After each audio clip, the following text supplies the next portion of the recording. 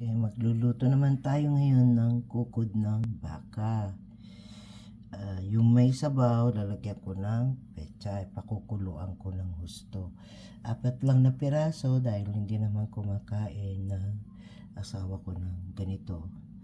Kukod ng baka. Yan. May mga buto to. Kaya palalambutin ko yan. Kaya 4 lang na piraso ang binili ko. Ayan.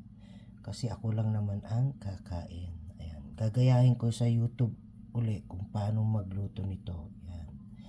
Palalambutin ko muna ng gusto. Tatanggalin ko yung mga kulay brown.